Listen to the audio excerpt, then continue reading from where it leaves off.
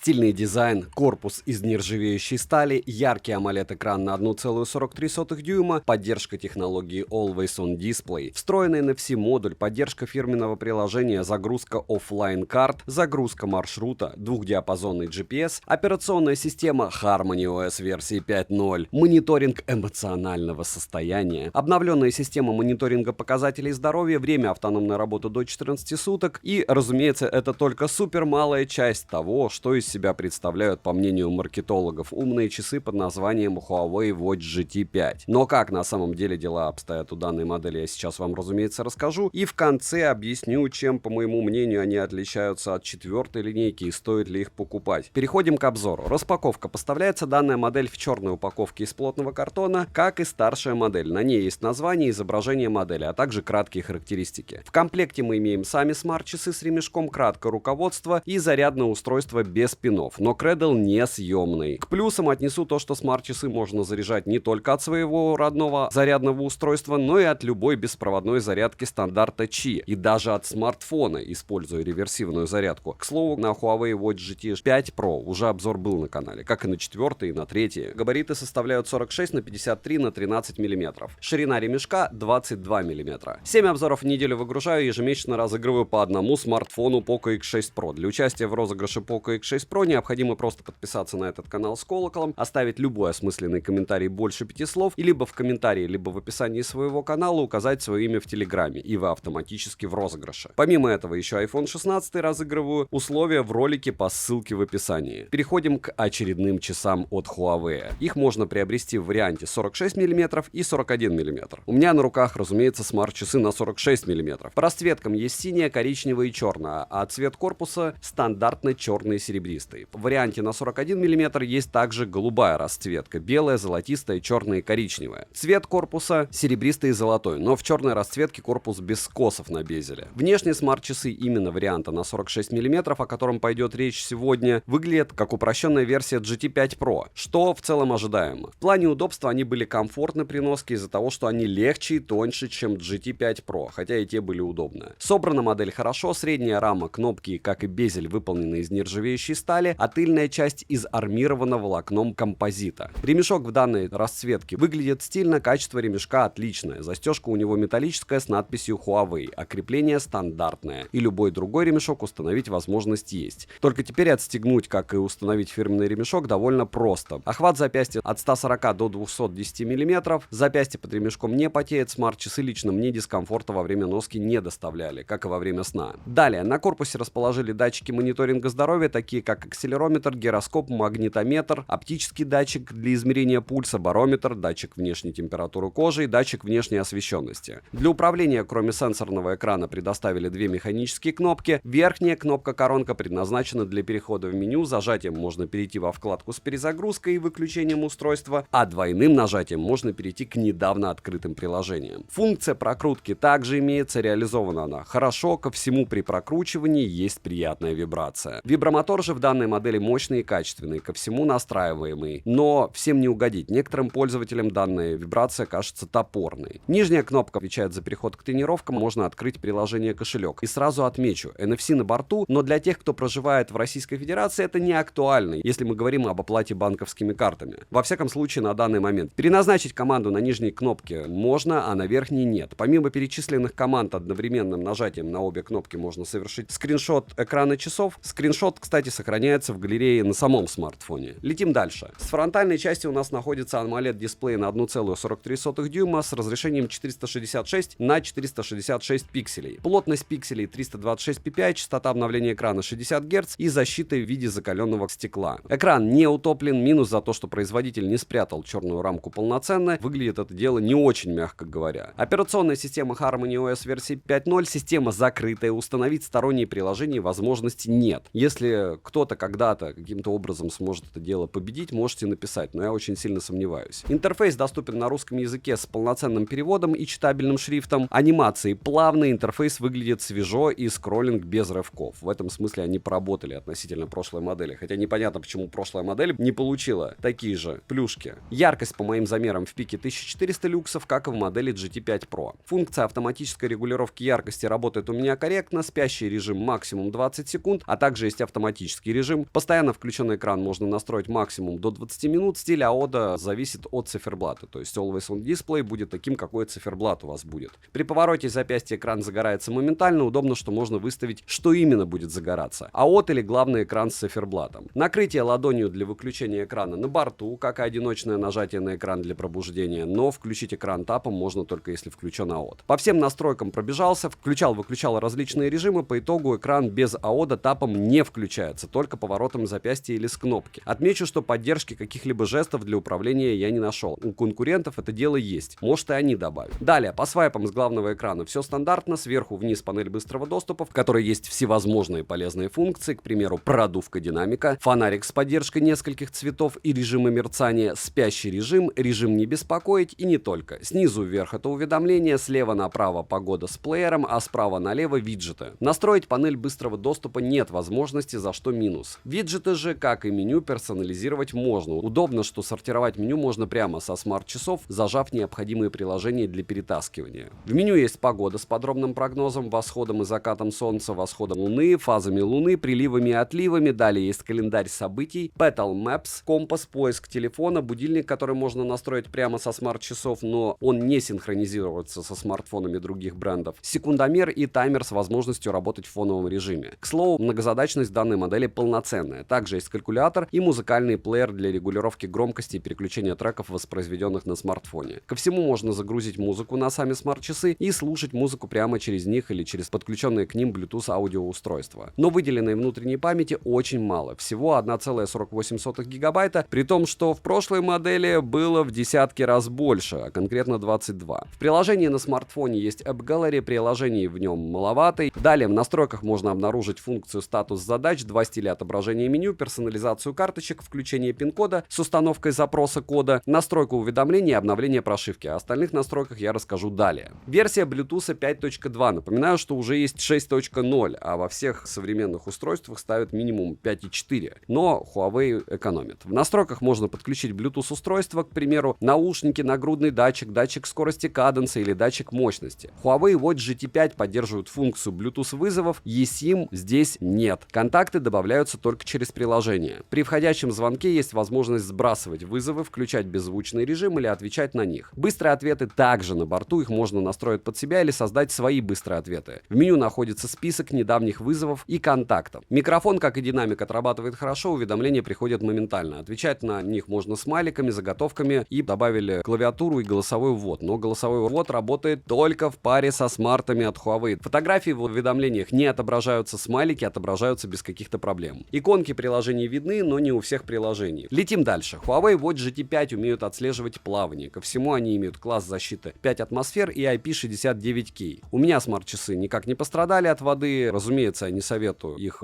сильно кошмарить. Баня, мороз, но в целом они воды не боятся. GT5 оснащены функцией автоматического определения активности с поддержкой автоопределения ходьбы, бега, эллипса и гребного тренажера. Из полезного в меню можно обнаружить записи тренировок, записи активности, статус с индексом бега, нагрузкой, восстановлением VO2 Max, барометр и высотомер, приложение для поддержки формы. Настроек для тренировок немалое количество, удобно, что есть курсы, планы для тренировок, метроном, интервальные тренировки, сплиты, озвучивание тренировок на русском языке мужским голосом, цель, инструкция по забегу, лактатный порог 6 этапами и так далее. Тренировку можно свернуть для фоновой работы. Для навигации GT5 оснащены двухдиапазонным GPS с поддержкой GLONASS, Galileo, BDS и QZSS. GPS они ловят слегка быстрее, чем прошлая модель GT4, но не сказал бы, что прям сильно заметно это. На смарт-часы можно загрузить оффлайн-карты, загружать маршрут, включать обратный маршрут, возврат по прямой, использовать навигацию. Также добавили эскизы по знакам зодиака. Маршрут после тренировки на открытой местности полноценно можно посмотреть в приложении на смартфоне. На смарт-часах же он отображается в миниатюре. Отклонение незначительное, что радует. Для карт предоставили небольшое количество настроек, а именно светлый или темный режим отображения. Плюс есть автоматический режим и вид карты. По картам все довольно скудно, в отличие от конкурентов, у которых можно установить Google карты и не только. Здесь установить ничего нельзя. Теперь, что касается возможности измерений показателей здоровья. GT5 могут измерять пульс в реальном времени или умном режиме для экономии энергии, измерение кислорода в крови, температуры кожи, мониторинг сна и уровня стресса. Это все работает в перманентном режиме, ну и вручную все эти показатели, разумеется, также можно измерять. В плане корректности измерений Huawei действительно хороши, но значительных изменений с прошлой моделью здесь нет. Сон же они мониторят отлично. отлично. Из полезного можно отметить фазы сна, мониторинг быстрого сна и дыхание во время сна. Графики на смарт-часах отображаются, но полноценно с ними можно ознакомиться через фирменное приложение. Минус за то, что полноценно настроить работу данных функций через сами смарт-часы возможности нет. Помимо перечисленного есть напоминания, клевер здоровья для развития здоровых привычек, дыхательные тренировки, анализ пульсовой волны и аритмии, мониторинг эмоционального состояния, которое можно использовать со специальным динамическим циферблатом. Но ЭКГ, как в старшей модели, отсутствует. ЭКГ без врача — это бесполезное дело. Емкость аккумулятора 524 мАч, полный цикл зарядки занимает 1 час 35 минут в среднем. По автономности они показали себя практически так же, как и модель GT5 Pro, а именно 7,5 суток. Все, разумеется, зависит от сценария использования и включенных функций, но если вы будете их кошмарить, дольше 5 дней они точно у вас не проживут. Совместимая модель как с Android устройствами, так и с iOS, но я рекомендую приобретать часы того же бренда, что и смартфон, к которому они будут привязаны, если есть такая возможность. Приложение Huawei Здоровье, в нем есть вкладка со всеми результатами мониторинга здоровья, вкладка тренировок, вкладка с подключенными устройствами, профиль, вкладка с советами, тренировками и полезной информацией. На главной странице со смарт-часами мы имеем заряд аккумулятора в процентах, магазин с циферблатами, есть кастомные циферблаты, динамические, пользовательские, кликабельные, любое фото поставить на заставку, разумеется, можно. У каждого циферблата есть уровень энергопотребления, что полезно. Помимо уже перечисленных настроек для устройства есть возможность включить функцию, при которой приходит уведомление об отключении Bluetooth, и обновить прошивку. Мне обновление уже прилетало. Далее, минусы: нет полноценного управления через механические кнопки в случае, если нет возможности использовать сенсорный экран. Не отображаются иконки некоторых приложений, нет возможности завести eSIM, несъемный кредл у зарядного устройства, нет возможности настроить мониторинг здоровья прямо через смарт-часы, нет смарт-будильника, голосовой ввод недоступен для пользователей со смартфонами не компании Huawei, нет помощника для голосового управления, нет приложения для скидочных карт, нет возможности удалять уведомления со смартфона через часы, нет Bluetooth-кнопки для удаленной фотосъемки не в паре со смартфонами Huawei или iPhone. Настройка Always On Display и его режимы работы отсутствуют, пока нет функции набора номера со смарт-часов, только контакты и недавние вызовы, это уже из поколения в поколение. И нет возможности завести оплату через NFC банковскими картами, то есть для вас это дело будет бесполезно. Цену можете посмотреть по ссылке в описании к видео, не забудьте подписаться на телеграм-канал скидок взаимопомощи и мой личный телеграм-канал по ссылкам в описании. Если есть какие-то мысли и эмоции по поводу данного гаджета, напишите, пожалуйста, в комментах, буду вам благодарен. Huawei Watch GT5, в отличие от GT4, имеют экран ярче, но это на цифрах. А в повседневном использовании особой разницы нет. Приятнее вибромотор, слегка измененный внешний вид, более тонкий корпус, новая синяя расцветка. По внутренней памяти ухудшение, памяти стало меньше. Для спорта из основного это оффлайн-карты и эскизы появились, но эскизы не для всех городов. Добавили скриншот с зажатием двух кнопок одновременно, клавиатуру с настройками, голосовой ввод. Разумеется, есть улучшение в самой системе, так как ее обновили, но ее обновить, по идее, на старых должны часах нет. Ну и резюмировать я бы хотел, глядя вам в глаза. Почему? Потому что если вам нужно носимое устройство, начинать надо с Mi бендов, либо Huawei бендов, 9-х, 8-х за 2000 рублей. И вы поймете, нужны вам часы вообще или нет. Если говорить о GT5, еще раз, вы открываете Авито, и GT4 стоит 10-11 тысяч рублей. То есть практически в 2 раза дешевле.